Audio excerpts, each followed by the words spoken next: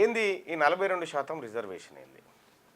నిజంగా వీళ్ళు ఇచ్చేటువంటి జీవో ఏదైతే ఇస్తా అంటున్నారో ఈ జీవో ద్వారా 42% రిజర్వేషన్ వస్తుందా? ఎంతవరకు సాధ్యం ఉంది, ఎంతవరకు అసాధ్యం?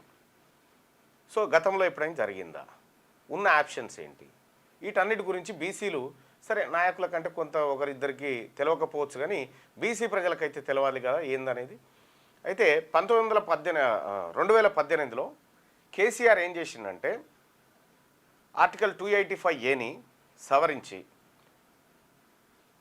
మొత్తం రిజర్వేషన్లు 50% మించకూడదు అనేటువంటిది ఓ స్లాబ్ తీసుకొచ్చిండు.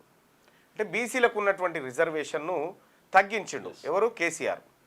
ఓ 10% రిజర్వేషన్ తగ్గించి బీసీల రిజర్వేషన్ అంటే బీసీల కొంప ముంచిండు. అప్పట్లో ముంచి దాన్ని 33 ఉంటే 22.73% తీసుకొచ్చిండు.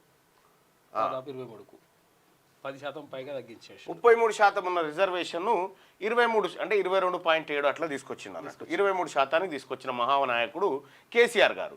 అసలు ఇప్పుడు దాన్ని మళ్ళీ మేము సవరిస్తాం అనేటువంటి మాట చెప్తా ఉన్నారు. అసలు కేసీఆర్ ఎందుకు సవరించిండు? అయితే 50% స్లాబ్ కాడికి తీసుకొచ్చిండు. పంచాయతీ రాజ్ చట్టం 2018, పంచాయతీరాజ్ చట్టం 2018 దీంట్లో 285A దీని ప్రకారం రిజర్వేషన్లు ఎస్సీ, ఎస్టీ, బీసీ ఈ ముగ్గురు కలిపి 50% లోపే ఉండాలి. 50% లేదా అంతకంటే లోపే ఉండాలి.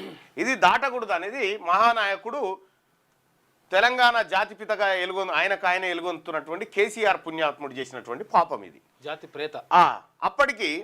అప్పటికి మన రిజర్వేషన్ ఎంత ఉండే? 33 ఉండే బీసీలకు. ఇది తీసుకొచ్చి ఏం చేసిందంటే 23కు తెచ్చిండు కేసీఆర్. 23కు తెచ్చి దీంట్లో పెట్టిండు. అయితే ఇప్పుడు తెలంగాణ రాష్ట్ర ప్రభుత్వం ఏమంటున్నది అంటే మేము ఈ 285Aను సవరిస్తాం, ఇందులో 50% అనేది కొట్టేసి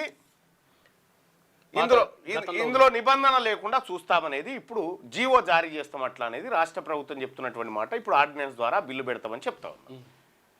మరి దీని ద్వారా సాధ్యమా? దీని ద్వారా ఎంతవరకు సాధ్యమవుతుంది అంటే మీకు ఇది చెప్పే కంటే సరే ఇది చెప్పినాక కథ చెప్తా ఎట్లుంటుంది కథ అనేది. 50% సాధ్యమా?